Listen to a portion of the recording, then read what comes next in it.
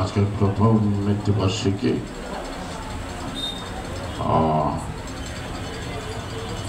গাড়িতে বসে কিছুক্ষণ আমাদের সহকর্মীর মৃত্যুর খবর পেলাম। এইখানে আবার প্রথমেই গাড়ি থামলো আর একটা মৃত্যুবার্ষিকী। আসলে দুটা শব্দের সাথে আমি অবগত না, যে মারা গেছে তাও জানতাম না সে মারা যাবে। এখানে যে আজকে মৎস্যজীবী দলের মাতৃ স্বরূপে সভা হচ্ছে সেটাও আমি জ্ঞাত ছিলাম না। তো কুকুর জন্মবার্ষিকী যারা অনুষ্ঠান করবো তারা নিচেই করে বলছিল, তারা এখন উপরে আছে।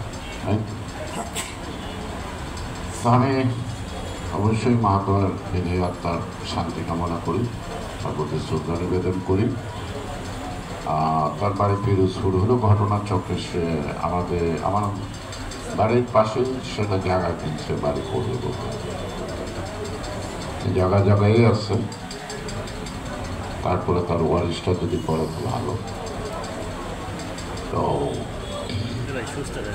আপনারা যে আয়োজন করছেন আপনাদের দলের সভাপতি প্রথম স্মরণ সভা,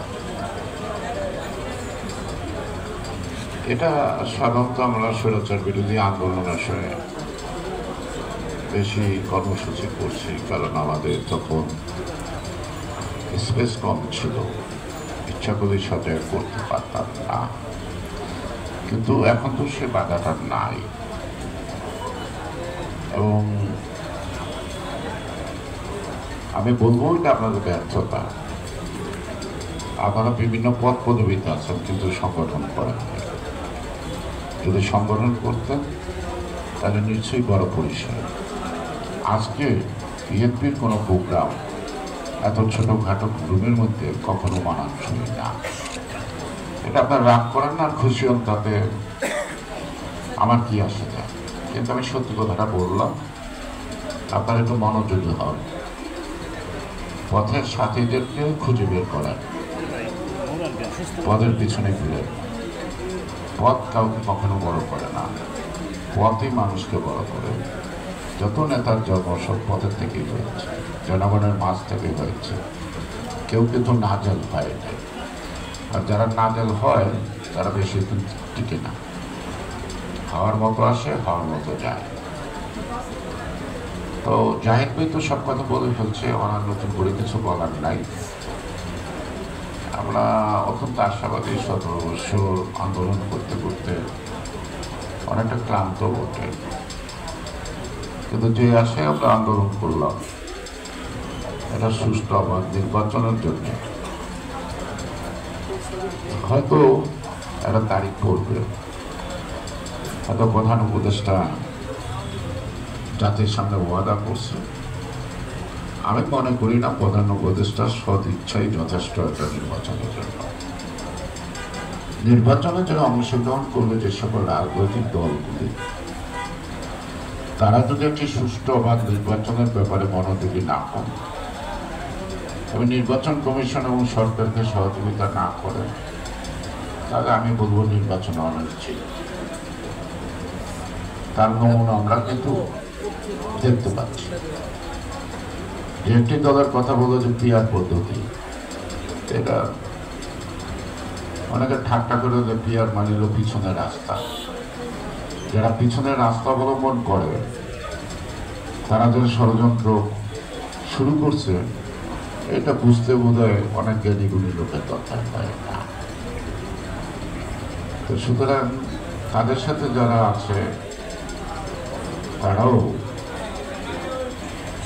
একই পদ্ধতিকে হারছে। আমি কোনো উল্লেখযোগ্য রাজনৈতিক দল দেখছি না আগামী নির্বাচনে বিএনপি কার সাথে কন্টেস্ট করবে, কার সাথে প্রতিদ্বন্দ্বিতা করবে। একটা ফুটবল প্লেয়ারের যদি একটা পা ভাঙা থাকে, তার সাথে খেললে কি আনন্দ পাওয়া যায়? তার সাথে খেলে কি আনন্দ পাওয়া যায়? 10টাই গোল দিলে লাভটা কি? সেজন্যই বলছি যে আমি নৈরাশ্যবাদী, আমি আশাবাদী, কিন্তু আমাকে ভবিষ্যতের পথটা বুঝতে হবে। আমি রাজনীতি করি, একটা রাজনীতিবিদ আগামী 20 বছর কি হবে সেটাও ভাবতে হবে। আগামীকাল কি হবে এটা ভাবলে হবে না, অর্থাৎ একটা দূরদর্শিতা। শহীদ জিয়াউর রহমানের কথা বলছেন জাহিদ সাহেব, উনি অতি মানে দূরদর্শী ছিলেন, আর দূরদর্শী ছিলেন বলেই ওনার কাছে নির্বাচন চাওয়ার আগে উনি নির্বাচন দিয়ে দিয়েছেন। প্রত্যেকটা রাজনৈতিক দলকে কিন্তু তিনি সেই নির্বাচনে তাদেরকে অংশগ্রহণ করাইছে। বাংলাদেশের বাঘা বাঘা রাজনীতিবিদ যাদের নাম শুনছি চোখে দেখি না, কিন্তু ৭৯ পার্লামেন্টে সেই বাঘা বাঘা নেতারা গর্তে থেকে বেরিয়ে এসে পার্লামেন্টে বসছে। অর্থাৎ জিয়াউর রহমান গর্তের থেকেও নেতাদের বের করেছে, গর্তের থেকেও রাজনৈতিক দলগুলি বেরিয়েছে যারা নাকি কি দল করতো আন্ডারগ্রাউন্ড, তাদেরকেও তিনি কিন্তু দিবালোকে প্রকাশ্য নিয়ে আসছেন। রাজনীতি সংবাদপত্রের স্বাধীনতা এদেশে কখনো আসবে না, কারণ সংবাদপত্রের মালিকদেরও ব্যবসায়ী, নানা ব্যবসায় জড়িত থাকে। তারা সবসময় হয় সরকারকে ব্ল্যাকমেল করে, নাহলে সরকার তাদেরকে ব্ল্যাকমেল করে, মাঝখানে একটা আদান প্রদান হয়। যারা সংবাদ কর্মী, যারা লিখেন, তারা এখনো স্বাধীন হন নাই এবং কোনোদিন স্বাধীন হবেন এটা আমার মনে হয় না। আমার কাছে সংবাদপত্রের স্বাধীনতার চেয়ে বেশি জরুরি সাংবাদিকের যে স্বাধীনতা, যারা তারা মুক্ত মন দিয়ে লিখতে পারে, কিন্তু তারা লিখতে পারে না। আবার আমি দেখলাম যে জিয়াউর রহমান প্রেস ক্লাব করলো, সংবাদপত্র ওপেন করে দিল, খালেদা জিয়া অনেক কিছু করলো, কিন্তু সংবাদপত্রটা খুললেই দেখবেন সকালবেলা বিএনপি ক্ষমতায় থাকলেও যা, বিরোধী দলও থাকলেই তা, বই কলম বিএনপির বিরুদ্ধে না লেখতে তাদের পেটের ভাত হজম হয় না। এখনো বিএনপির বিরুদ্ধে সংবাদপত্রের বই মিডিয়ার থেকে অনেক ষড়যন্ত্র উস্কানিমূলক কথা আছে। এটা মিডিয়ার বাইরে রাগ করে করুন, আমাদের গাড়ি যায় দেখ, কালকে দর করলে আমার বিরুদ্ধে দুই কলম লেখুন, লেখুন, তাও লেখুন, কিন্তু আমি যেটা বলছি অত্যন্ত রূঢ় বাস্তব শব্দগুলি বলছি, কারণ এরা যা দেখে তা লিখতে পারে না, তারা যা বুঝে সেই কথাগুলো প্রকাশ করতে পারে না, কারণ মালিক স্বাধীন, মালিক স্বাধীন, কিন্তু ইতিমধ্যেই যারা এইসব মালিকরা হাজার হাজার কোটি টাকার মালিক এবং শেখ হাসিনার লুটপাটের দোষর, তারা বরাদ্দ বিরুদ্ধে আছে। কেন? নবাব সিরাজউদ্দৌলার একটা দৃশ্যে আলেয়া বলতেছিল যে ইংরেজদের কুঠিবাড়িতে জলসায় জগৎ শেখ আমন্ত্রিত যাওয়া না। তিনি বললেন বাংলা কি ভাগ্যবান শেখজি, তিনি আমন্ত্রিত হবেন, এটি তো স্বাভাবিক সুন্দরী, তার সম্বন্ধে আমার কিছু বলার নাই, টাকার আমারও প্রয়োজন। অর্থাৎ যাদের টাকার প্রয়োজন তাদের প্রয়োজন মিটিয়ে তারা আজীবনে লুটপাট করবে। পারবেন লোক সামনে সত্যিটাকে সামনে আনতে পারবেন, তাদেরকে শাস্তির আওতায় আনতে? বলেন শেখ হাসিনার সাথে যারা লুটপাট করছে, বিদেশের টাকা পাচার করার জন্য সহযোগিতা করছে 18 লক্ষ কোটি টাকা, কে জেলখানায় আছে? কে জেলখানায় আছে? আছে। সেই জন্যই সংবাদপত্রের স্বাধীনতা একটা কঠিন শব্দ। আর একটা সংবাদপত্র যদি স্বাধীন সাংবাদিকরা স্বাধীনভাবে লিখতে পারে, তাহলে একটা বিরোধী দলের কাজ করে, অর্থাৎ সংযত করে, অর্থাৎ আমরা জানি, অর্থাৎ তখন রাজনৈতিক দলগুলোও কিন্তু প্রত্যেকটা পদক্ষেপের সতর্ক থাকে, সরকারের সতর্ক থাকে। জবাবদিহিটা কিন্তু সংবাদপত্র অর্থাৎ মিডিয়াই ঠিক করে, কিন্তু আমাদের দেশে কি তা হয় না। ঠিক আছে না? সুতরাং যারা হাতিয়া নেয় তাদের বিপক্ষে কথা নাই, খালি যত চাঁদাবাদী আওয়ামী লীগ করে আর বিএনপি করে, এটাই সংবাদপত্র ছিল না। প্রতিদিন নানা জায়গায় দেখতেছি, কতটুকু সত্য কতটুকু মিথ্যা জানি না। আমরা যতই তাদের বিরুদ্ধে ব্যবস্থা নেই না কেন, তাতে সন্তুষ্ট না, পারলে বিএনপির একেবারে উপর থেকে নিজ পর্যন্ত সব বহিষ্কার হয়ে যাবে না, তাতেও যদি সুখ শান্তি তাদের হবে আমার মনে হয় না। এবং যারা লেখে মফস্বলের সাংবাদিক কত হাজার কত লক্ষ জানি না, এটা হেড অফিস থেকে বেতন পায় না, খালি কার্ডটা পাইলেই চলে। তারা যে কি করে এটা কার কাছে বলবো, কার কাছে লিখবো, আবার তো সংবাদপত্র এটা পাতা নাই যে এখানে আমরা দেখেন, ঠিক না? তো সুতরাং আমরা জাতিগতভাবে দীর্ঘদিনে যেভাবে প্রত্যেকটা সেক্টর নষ্ট হয়েছে, এটা নির্মাণ করতে ধৈর্যের সাথে আস্তে আস্তে করতে হবে, যেটা সংস্কার বলি আমরা। এখন সংস্কার যেটা আছে সেটা নিয়ে কোনো আপত্তি নাই। এই যে ঘরের থেকে বের করে আনছে, রাজনীতির সাথে জনগণের সাথে সম্পর্ক নেই, কতগুলি সংস্কার বিদেশ থেকে আমদানি করে আনছে। যারা সংস্কার করতেছে না, গণতন্ত্রের 12টা বাজাইতেছে, এটি একটু বুঝবার ব্যাপার আছে, এটা একটা বুঝবার ব্যাপার আছে।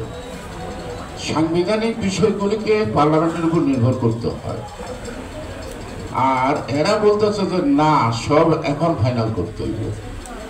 একটা কমেন্ট দেখলাম, ছোট্ট বাচ্চা ইয়েতে আর কি, ইউটিউবেরা দেখে বলে যে এই সংস্কার পার্লামেন্ট ছাড়া হবে না, বলতেছে তুমি কি বলো? বিয়ের আগে বাচ্চা হলে যদি অসুবিধা না হয়, তো সুতরাং সংস্কার পার্লামেন্টের জন্য অপেক্ষা করার দরকার। ব্যাপারটা এরকম দাঁড়ানো না, কারণ বাচ্চা হওয়ার জন্য তো বিয়ের দরকার না, সন্তানের বৈধতার প্রশ্ন কিন্তু বিয়ের প্রয়োজন হয়। মানে এখন এই যে ধর্ম নিয়ে যারা নাকি ব্যবসা বাণিজ্য শুরু করছে, তারপরে এই টাকাটা বোঝাইব, কে বোঝাইব? তো সুতরাং আমাদের অতীতের অনেক ভুল আছে, যাদেরকে ঘাড়ে তুলছি তারা আমাদের অনেক নাকে মুখে প্রস্রাব করতে চায়, তারা বিরাট কিছু হয়ে গেছে। সচিবালয়ে গেলে এখন সব জামাত, এই জামাতগুলি সচিবালয়ে হাসিনার আন্ডারে চাকরি করলো কি দিয়ে? বড় বড় পদে আছে অনেক।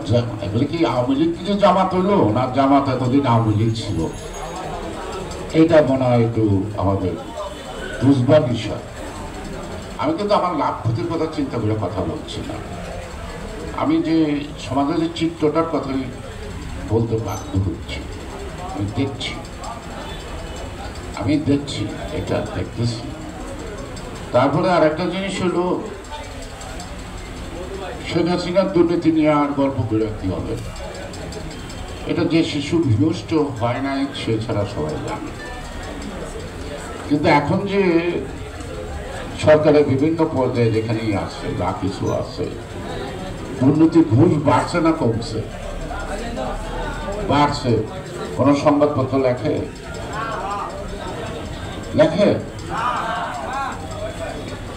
কারণ হচ্ছে পয়সা আমারও দরকার, তাই না? কেন একটা পত্রিকার বড় একটা বিজ্ঞাপন দিয়ে দিলে তো হয়ে গেল,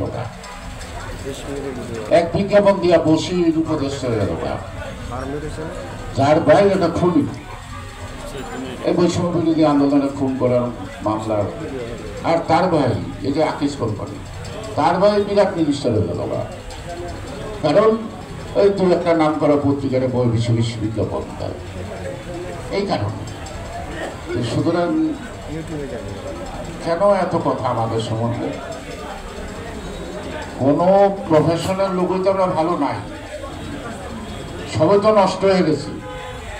তোমাকে এটা বলেন না সবাই যে আমরা এখন ভালো হওয়ার চেষ্টা করি, ঠিক কিনা? সেটা তো বলবেন না। যাই হোক, আমি আবার বলছি, বিএনপি সংস্কারে বিশ্বাস করে এবং সরকার সংস্কারের ৩১ দফাতেই বিএনপি আন্দোলনে নামছে সরকারের বিরুদ্ধে। বিএনপি কুসংস্কারে বিশ্বাস করে না। জনগণের জন্য কল্যাণকর সকল সংস্কার করতে বিএনপি প্রতিশ্রুতিবদ্ধ, অঙ্গীকারবদ্ধ। সংস্কার করলে বিএনপি করতে পারবে, কারণ বিএনপি অতীতের সংস্কার করার অভ্যাস আছে। আর যারা নাকি খুব জ্ঞানী জ্ঞানী বহুত বই পুস্তক পড়েন, এয়ার কন্ডিশনে পয়সা রাস্তাটা হাঁটলে ভিক্ষুককে ভিক্ষা দেন না, তারা জনগণের ব্যথাও বুঝবে না, তাদের সংস্কার হবে কুসংস্কার।